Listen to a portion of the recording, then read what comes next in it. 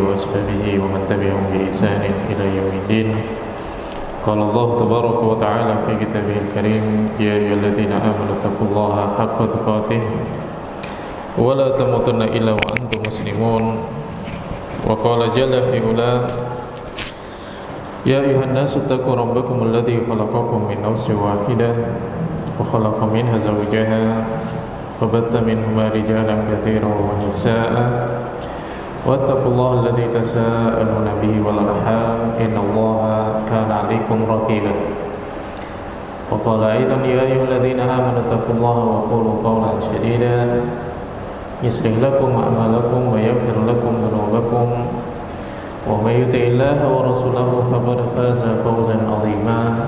أما بعد, alhamdulillah, segala puji dan syukur kepada Allah Subhanahu wa taala atas karunia dan kenikmatan yang Allah berikan kepada kita semua. Kemudian semoga salawat dan salam diberikan kepada Nabi Muhammad SAW, diberikan kepada para sahabatnya, keluarganya, dan juga seluruh orang-orang yang mengikuti petunjuk beliau dengan baik sampai ke datangnya hari kiamat.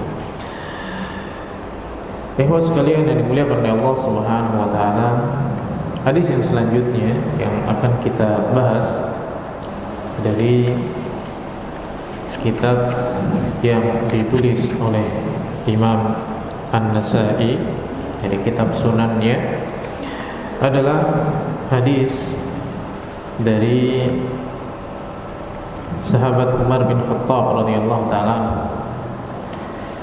yang mana Umar bin Khattab radhiyallahu taala beliau bercerita, bainama nahnu inda Rasulillah sallallahu alaihi wasallam dzata yaum. Umar bin Khattab bercerita, suatu ketika kami bersama dengan Nabi sallallahu alaihi wasallam. Ittala alaina rajulun syadidu bayadhi siyab. Kemudian muncul di hadapan kami seorang laki-laki yang pakaiannya putih bersih, syadidu sawadi sa'ri, kemudian rambutnya hitam legam bersih, la yura alaihi asaru safar, tidak terlihat sedikit pun bekas-bekas perjalanan. Rapi, putih, rambutnya hitam, putih bajunya bersih, kemudian tidak ada tanda-tanda kusut habis perjalanan. Wala ya'rifuhu minna ahadun, dan tidak ada seorang pun yang mengenal dirinya. Artinya dia adalah orang bukan dari kota Madinah, karena tidak ada seorang pun dari sahabat Nabi SAW yang mengenal orang tadi. Hatta jalasa ila Rasulillah sallallahu alaihi wasallam, kemudian dia datang duduk di dekat Nabi sallallahu alaihi wasallam. Fa asnada rukbatayhi ila rukbatayhi, kemudian dia menyandarkan lututnya ke lutut Nabi SAW. Wa wada'a kafaihi ala fahidaihi, kemudian dia meletakkan tangannya di atas pahanya. Summa qala, kemudian dia berkata, ya Muhammad, wahai Muhammad, akhbirni anil Islam, kabarkan kepadaku tentang apa itu Islam. Qala, kemudian Nabi mengatakan, anta syahada alla ilaha illallah wa anna Muhammadar Rasulullah wa tuqimus shalah wa tu'tiyaz zakah wa tasuma Ramadan wa tahujjal baita in istata'ta ilaihi sabila. Qala sadaqta. Fa'ajibna lahu yas'aluhu wa yusaddiquhu. Kemudian ketika Nabi SAW ditanya oleh orang tadi, jadi orang tadi datang kepada Nabi SAW kemudian bertanya, wahai Muhammad, akhbirni anil Islam, kabarkan kepadaku tentang apa itu Islam. Kemudian Nabi mengatakan, Islam adalah engkau bersaksi bahwasanya tidak ada sembahan yang berhak untuk diibadahi kecuali hanya Allah, dan engkau bersaksi bahwasanya Muhammad SAW adalah utusan Allah. Kemudian engkau mengerjakan sholat, lalu membayar zakat, kemudian berpuasa di bulan Ramadan, lalu melaksanakan ibadah haji jika memiliki kemampuan untuk menempuh perjalanannya. Kemudian setelah Nabi menjawab, beliau berkata, atau orang tadi berkata, "Shadaqta, engkau benar." Lalu Umar berkata, "Fa'ajibna lahu." Kami semua yang ada di situ heran. Yas'aluhu wa yusaddiquhu. Dia bertanya tapi mengatakan engkau benar, seolah-olah dia sudah mengetahui jawabannya. Sampai sini ada beberapa faedah yang dapat kita ambil. Yang pertama adalah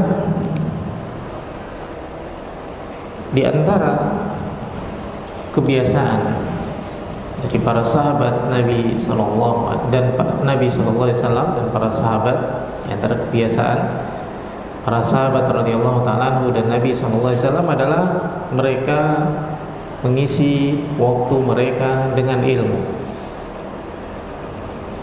Dan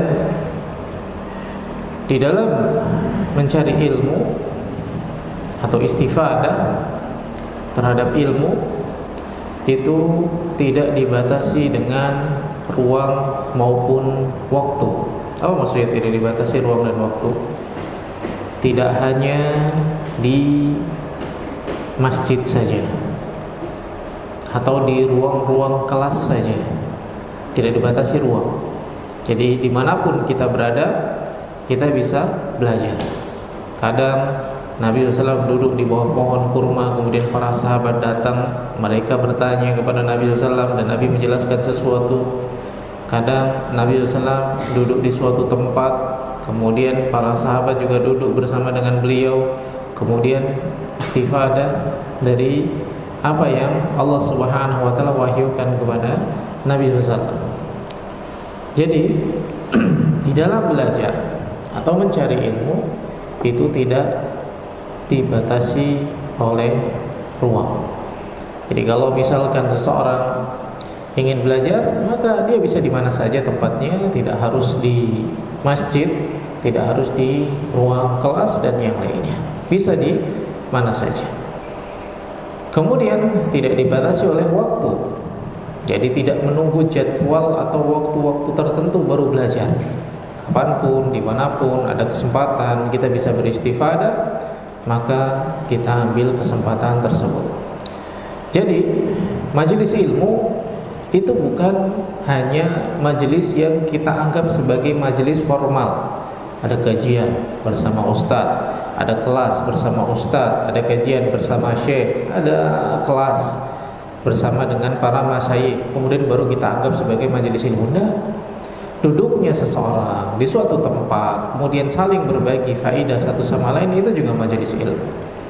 Duduknya seseorang di suatu tempat, kemudian membahas suatu masalah, saling mengingatkan, saling menasihati, mengajak untuk ingat sama Allah Subhanahu wa taala, itu juga majelis ilmu.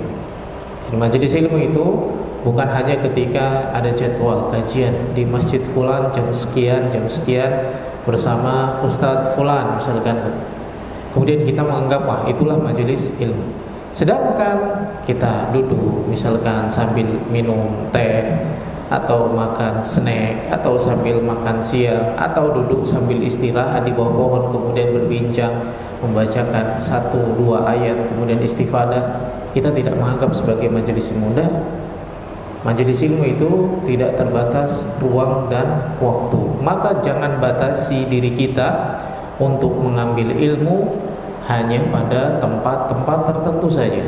Jadi kapanpun, dimanapun ada kesempatan mengambil ilmu, kita ambil kesempatan untuk mendapatkan faedah ilmu. Kemudian juga faedah yang berikutnya, ini tadi kebiasaan Nabi SAW dan para sahabat adalah mereka belajar dimanapun dan kapanpun mereka berada. Ini faedah dari perkataan Umar, bainama nahnu julusun inda Rasulillah sallallahu alaihi wasallam dzata yaum. Kemudian ittala alaina rajulun shadidu bayadhi siyab shadidu sawadi sa'ri la yura alaihi asharu safar wa la ya'rifuhu minna ahadun hatta jalasa ila Nabi sallallahu alaihi wasallam fa asnada rukbatayhi ila rukbatayhi wa wada'a kaffayhi ala fakhidayhi. Ini juga banyak sekali faedah yang dapat kita ambil di sini. Di antaranya adalah belajar atau mencari ilmu itu tidak harus bersama dengan orang-orang yang kita kenal saja. Misal, di suatu tempat diadakan kajian, di suatu tempat dibuka majelis ilmu, kemudian kita dapat informasi tadi dan melihat, wah, kita nggak kenal orang-orang di sana, kita nggak ada yang tahu mereka siapa. Kemudian kita mengurungkan niat, nggak kenal jamaah di sana, karena ilmu itu nggak mengenal jamaah tertentu. Selagi ilmu itu adalah ilmu yang bermanfaat, sumbernya jelas dari Al-Quran dan Sunnah, maka kita ambil faedah di sana. Jadi ilmu itu bukan untuk kelompok atau golongan tertentu. Ini faedah dari datangnya seseorang yang para sahabat gak kenal. Para sahabat gak kenal berarti mereka juga secara asal, secara logika, dia juga gak kenal dengan para sahabat radhiyallahu taala. Mereka adalah orang asing. Jadi keterasingan itu tidak menghalangi kita untuk hadir di majelis ilmu. Hal ini bisa kita lakukan. Misal kita sedang pulang kampung misalnya, atau kita sedang berkunjung ke suatu tempat, lalu di sana ada majelis ilmu. Kita orang asing di sana, nggak ada yang kenal. Biasanya enggan duduk dan hadir. Misalkan lagi pulang ke Tasik, nganterin Bu Reva ke Tasik. Di sana ada kajian jamaah di sana. Kami nggak kenal kan? Misalnya nggak kenal terus merasa kok nggak enak. Kenapa? Nggak ada yang kenal. Ilmu itu tidak dibatasi oleh kenal orang atau tidak kenal. Jadi kadang kita kalau mau hadir majelis ilmu nggak enak, segan. Kenapa? Nggak ada yang kenal di sana. Nanti bingung, nanti celingak-celinguk kayak orang hilang. Bukan seperti itu. Ketika kita hadir di majelis ilmu, yang kita cari adalah apa? Rahmat, kasih sayang Allah Subhanahu wa taala, bukan dikenal atau tidak dikenal oleh orang. Jadi ketika Umar menceritakan tala'a rajulun syadidu bayadi siyab syadidu sawadi sya'ar la yura alaihi yasaru sabar wala ya'rifuhu minna. Gak ada seorang pun dari kami yang mengenal dia. Ini menunjukkan apa? Ilmu itu terbuka untuk umum, siapapun. Walaupun kita gak kenal, kalau kita buka majelis misalkan, walaupun kita gak kenal siapa dia datang mencari ilmu, buka majelis untuk dia, persilahkan.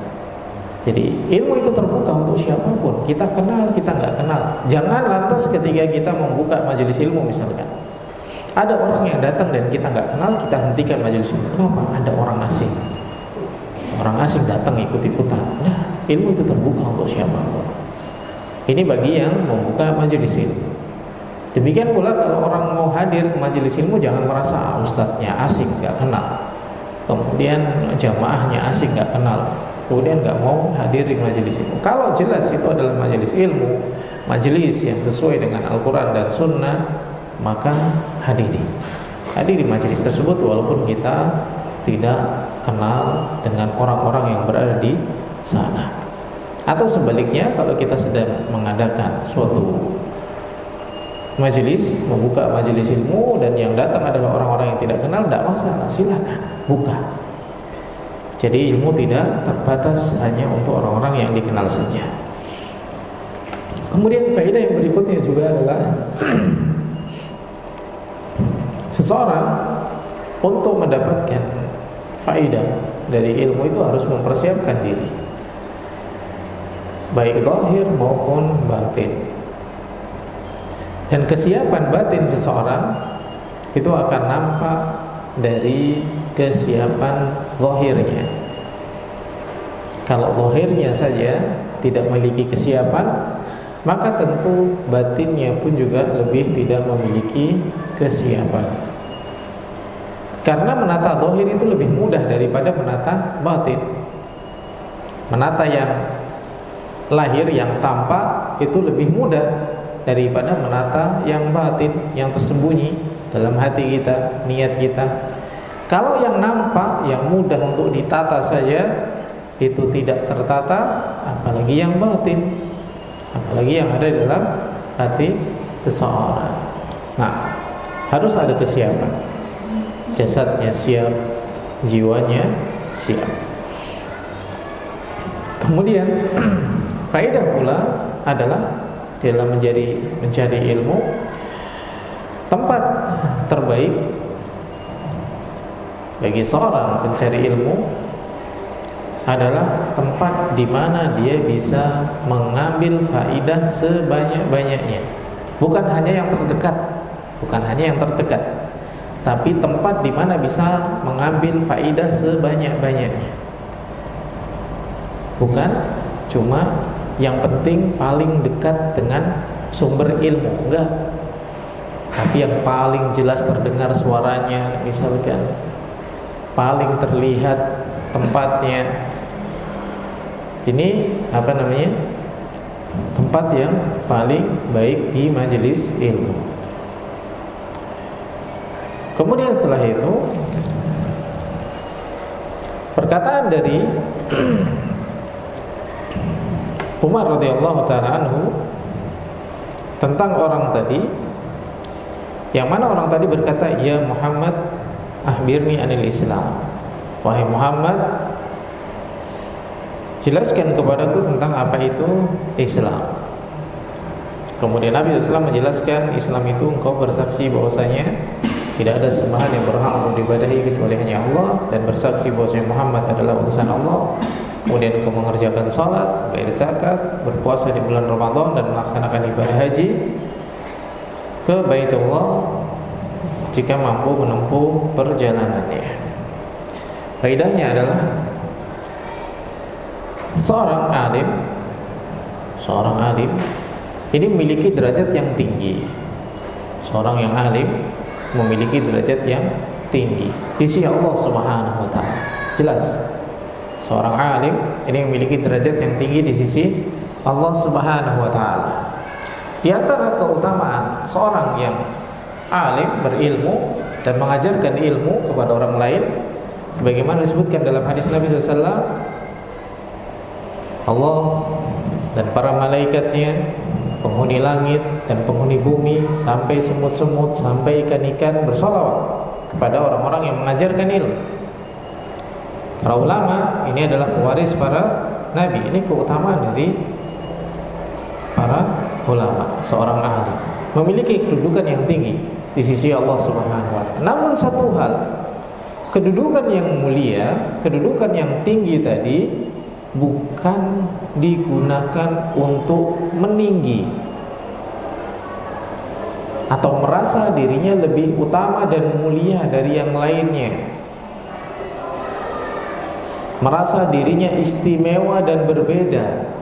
Memang dia diistimewakan oleh Allah Subhanahu wa ta'ala, namun di hadapan manusia tidak perlu merasa istimewa. Kita sama. Memang seorang alim itu tinggi di hadapan Allah Subhanahu wa ta'ala derajatnya. Bahkan dengan jelas Allah mengatakan, yarfa'illahu alladhina amanu minkum walladhina utul ilma darajat. Namun ketinggian di sisi Allah Subhanahu wa ta'ala bukan untuk meninggi di hadapan manusia. Sehingga kalau tidak disebut dengan apa?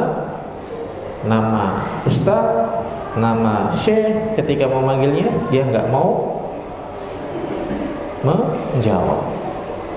Bukan seperti itu. Bukan seperti itu.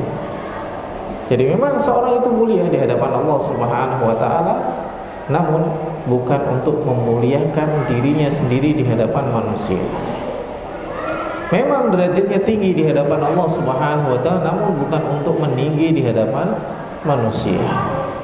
Karena kita, apapun profesi kita apa itu, apapun itu, status kita apapun itu, kita semuanya manusia yang setara. Dan yang mulia di antara kita semua mulia di hadapan Allah Subhanahu wa ta'ala tentunya. adalah orang yang paling bertakwa. Memang benar kita diperintahkan untuk memuliakan ilmu dan para ulama, benar. Kita yang diperintahkan untuk memuliakan ilmu dan para ulama. Bukan berarti memuliakan diri sendiri, menganggap diri kita istimewa dengan ilmu atau status kita sebagai seorang yang mengajarkan ilmu. Maka orang tadi datang mengajarkan adab kepada seorang muallim, bukan hanya kepada pencari ilmu, tapi mengajarkan adab pula kepada para pengajar ilmu. Bahwasanya mereka itu juga manusia sama, setara. Mereka semua juga hambanya Allah Subhanahu wa ta'ala. Maka orang tadi memanggil Nabi SAW dengan sebutan nama saja. Ya Muhammad, wahai Muhammad. Bukan ya Rasulullah, bukan ya Nabiullah. Kalau zaman sekarang bukan Ustaz, Kiai, Syekh, tidak langsung sebut namanya. Tidak masalah. Itu tidak masalah bagi dirinya. Jadi bagi kita, kalau langsung ada yang menyebut nama kita, tidak masalah. Memang itu nama kita, tidak ada yang salah. Jika ada orang datang kepada kita kemudian menyebut kita dengan nama kita, Andika, aku mau nanya dong, seperti itu. Atau Ben, tahu nggak ini apa? Langsung disebut namanya, nggak masalah. Memang itu nama kita dan kita adalah manusia. Maka jangan merasa tinggi atau lebih tinggi daripada hamba-hamba Allah Subhanahu wa ta'ala yang lain. Yang berhak meninggikan seseorang atau merendahkan seseorang itu adalah Allah Subhanahu wa ta'ala. Bukankah di dalam Al-Quran Allah mengatakan tu'izzu man tasya' wa tudhillu man tasya'. Allah itu memuliakan siapapun yang Allah kehendaki, dan Allah Subhanahu wa ta'ala juga menghinakan siapapun yang Allah Subhanahu wa ta'ala kehendaki. Maka jangan sekali lagi merasa tinggi.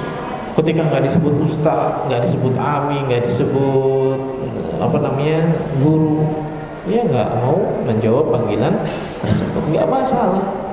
Disebut nama pun nggak masalah. Ini Nabi SAW ada yang datang dan posisinya Nabi sedang berada di hadapan para sahabat yang lain, yang mana tentunya para sahabat ini memuliakan Nabi SAW. Atau misal kita berada dalam suatu lingkungan, yang lingkungan itu berada di dalam wilayah kita, dan kita itu adalah pemimpin di tempat tersebut, dimuliakan di tempat tersebut, dan semuanya memuliakan kita. Kemudian tiba-tiba ada orang datang memanggil dengan nama,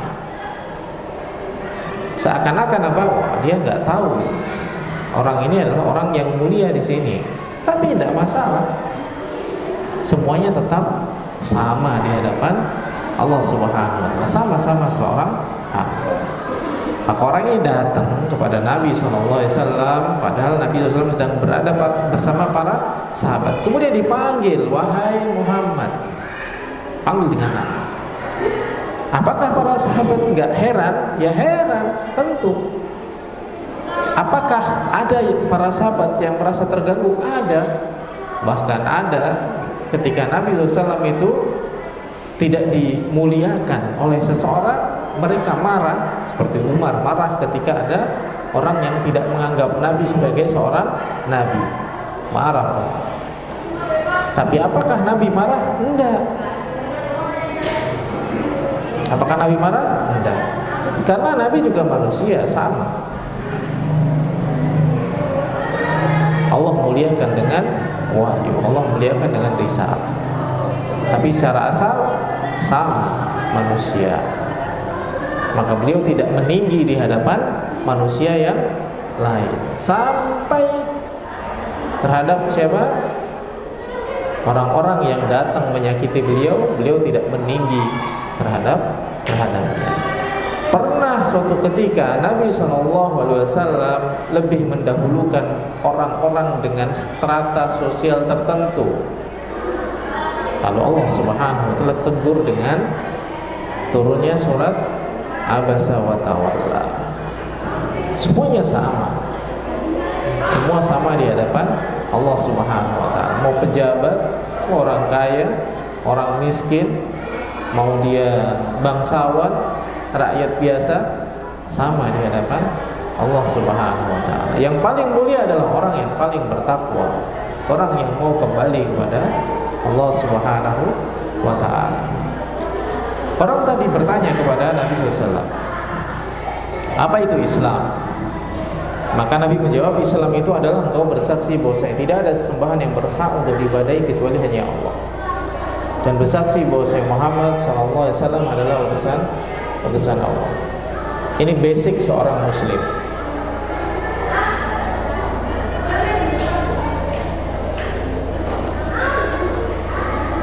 Sikap dasar seorang muslim di dalam beragama itu adalah mempersembahkan segala sesuatu yang dia lakukan hanya untuk Allah Subhanahu wa taala. Ini dasar. Seorang tidak dikatakan sebagai seorang muslim sampai beribadah hanya kepada Allah Subhanahu wa taala. Walaupun dia melakukan kebaikan, tapi kalau tidak karena Allah, maka secara asal dia tidak memiliki basic seorang muslim. Itu yang di luar, jangan berisik.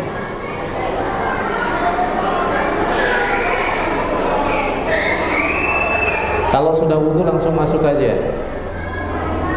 Kalau udah wudu langsung masuk ke dalam. Enggak main-main di luar, enggak lari-lari.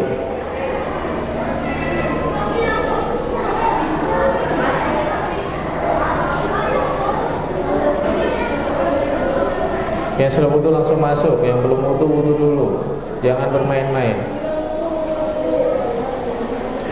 Nah, ketika Nabi SAW ditanya tentang apa itu Islam,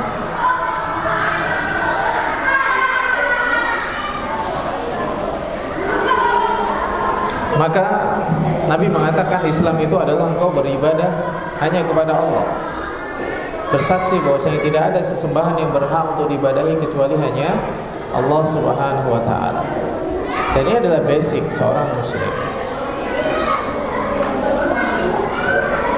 Orang yang mempersembahkan ibadah hanya kepada Allah, maka itulah seorang muslim.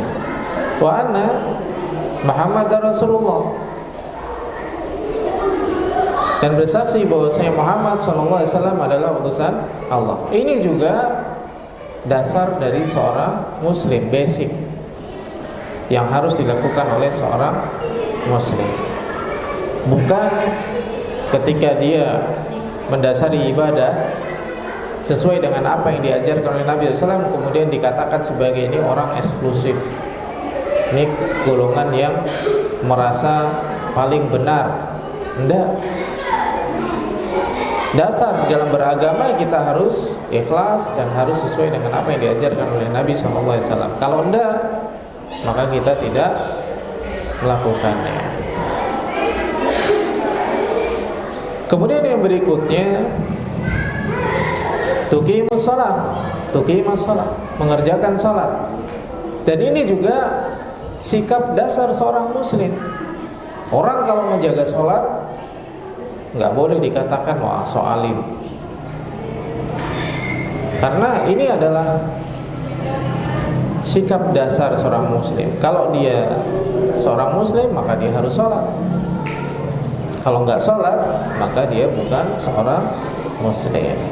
Demikian pula kalau hartanya Allah Subhanahu wa taala berikan kelebihan harta, karunia harta melimpah, maka dikeluarkan zakatnya.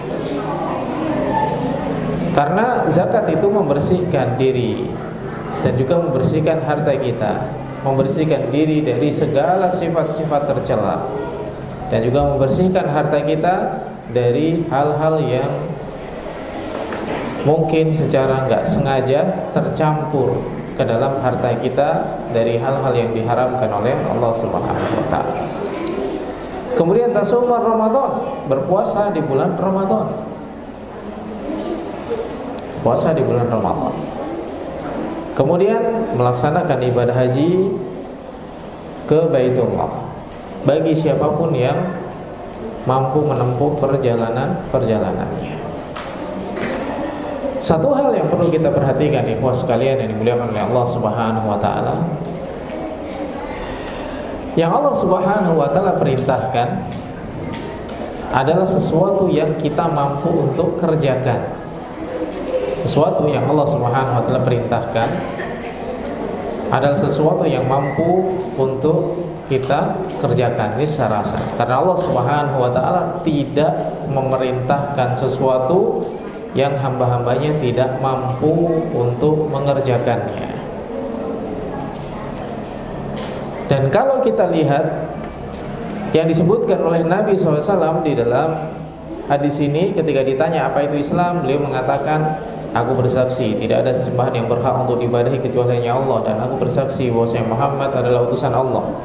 Kemudian mengerjakan salat, bayar zakat, berpuasa di bulan Ramadan. Ini disebutkan oleh Nabi SAW. Kemudian yang kelima, haji. Dan haji ini diberikan tambahan, ini stata'ta ilaihi sabila, kalau engkau mampu menempuh perjalanannya. Ini menunjukkan apa? Haji ini adalah ibadah yang paling berat di antara 5 hal ini. Bertauhid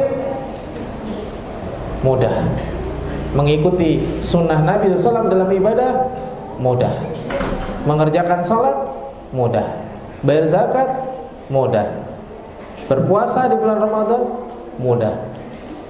Yang paling berat di antara rukun Islam yang 5, yang paling berat dilakukan oleh seorang itu adalah haji. Maka Nabi mengatakan, ini stata'ta ilaihi sabila, kalau engkau mampu menempuh perjalanannya. Ini menunjukkan apa? Ditekankan tentang kemampuan, karena memang haji itu adalah ibadah yang berat. Kalau yang lain mudah. Nah, yang jadi pertanyaan kepada kita, 4 hal yang merupakan rukun Islam yang mudah itu terasa berat bagi seseorang, apalagi amalan-amalan yang lainnya. Ikhlas, yang mempersembahkan ibadah hanya kepada Allah, itu mudah. Kita nggak niatkan selain Allah di dalam beramal, itu mudah. Itu saja berat bagi seorang. Lantas bagaimana amalan-amalan yang lainnya akan dia rasakan? Kalau sholat, tinggal berdiri, menghadap ke arah kiblat, mengangkat tangannya, nggak sampai 10 menit, itu berat. Lantas bagaimana dengan ibadah-ibadah yang lainnya? Kalau membayar zakat yang bukan seluruh dari hartanya, hanya sebagian kecil, itu pun bukan sepanjang hari, tapi 1 tahun sekali, itu berat. Lantas bagaimana dengan ibadah yang lain?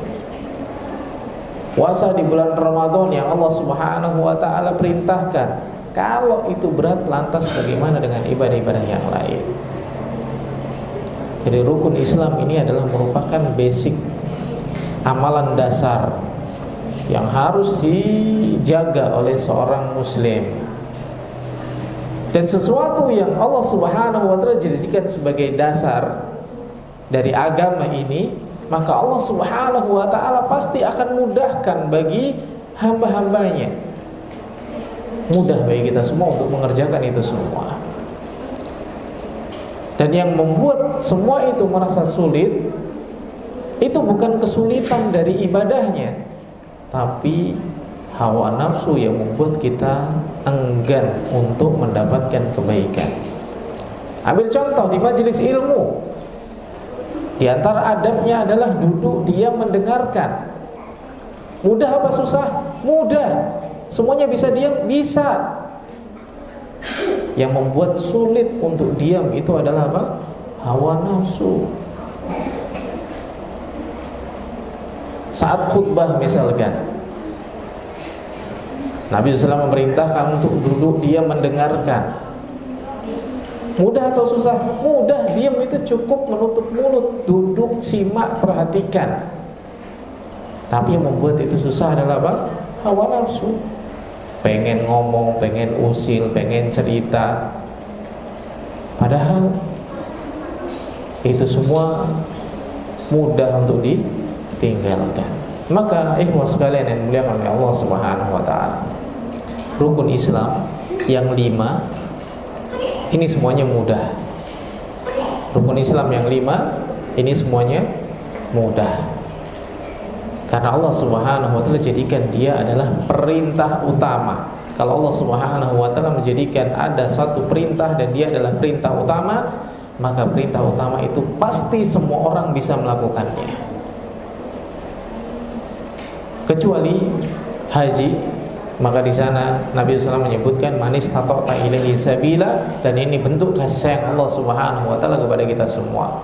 Allah tahu ada orang yang tinggal di ujung negeri, di pelosok paling dalam, jauh dari kota Makkah, yang belum tentu dia mampu menempuh perjalanannya. Apakah kalau dia tidak melaksanakan ibadah haji, dia tidak dianggap sebagai seorang muslim? Dianggap sebagai seorang muslim. Tetap dianggap sebagai seorang muslim. Kalau dia mampu menempuh perjalanan, dia laksanakan rukun Islam yang ke-5. Kalau misalkan dia tidak mampu, maka dia adalah seorang muslim yang sempurna keislamannya. Namun jika selain haji, gak puasa, gak mau bayar zakat, gak sholat, gak ikhlas ibadahnya, apakah dia dikatakan sebagai seorang muslim yang sempurna? Enggak, tidak dikatakan sebagai seorang muslim. Karena basic dasar amalan seorang muslim itu tidak ada pada dirinya.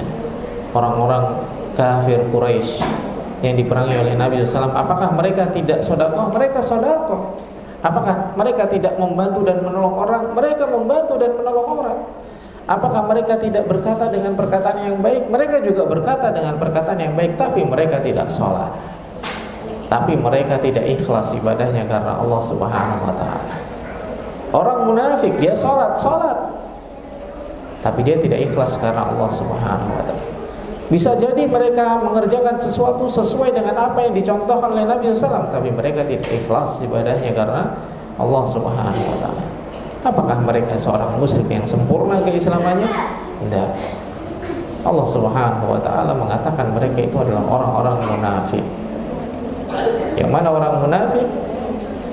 Ini adalah orang-orang yang Allah persaksikan mereka itu adalah seorang pendusta. Wallahu yashhadu innal munafiqina lakadzibun. Maka ikhwah sekalian yang dimuliakan oleh Allah Subhanahu wa taala, hadis dari sahabat Umar radhiyallahu taala anhu tentang datangnya seseorang kemudian bertanya kepada Nabi SAW tentang apa itu Islam. Maka ini mengajarkan kepada kita di sana ada amalan yang harus kita jaga. Amalan dasar seorang muslim, yaitu ikhlas dan kesesuaian ibadahnya dengan apa yang diajarkan oleh Nabi SAW. Ini yang pertama. Yang kedua, salat. Kemudian yang ketiga, zakat. Jika Allah Subhanahu wa taala berikan dia karunia harta yang bisa dia berikan sebagai zakat. Kemudian puasa di bulan Ramadan dan melaksanakan ibadah haji jika dia mampu menempuh perjalanannya. Kemudian orang tadi berkata, "Shadaqta, engkau benar wahai Muhammad." Ada beberapa faedah dari perkataan orang ini, "Shadaqta, engkau benar wahai Muhammad." Kita ambil satu faedah saja. Orang ini mengatakan shadaqta, engkau benar. Maka ketika kita mempelajari sesuatu dan kita tahu dia adalah suatu kebenaran, maka benarkan kebenaran tadi.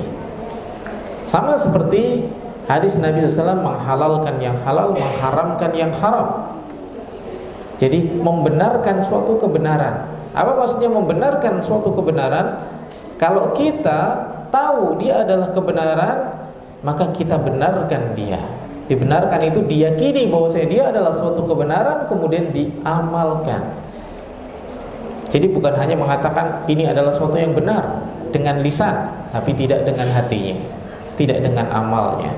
Maka itu tidak membenarkan yang benar. Nah, ini satu faedah dari perkataan sodak. Insya Allah nanti faedah berikutnya kita akan lanjutkan pada pertemuan yang akan datang insya Allah. Wallahu ta'ala alam. Barakallahu fikum. Kita tutup dengan doa kafaratul majlis. Subhanakallahumma wa bihamdika asyhadu an la ilaha illa anta astaghfiruka wa atubu ilaik. Assalamualaikum warahmatullahi wabarakatuh.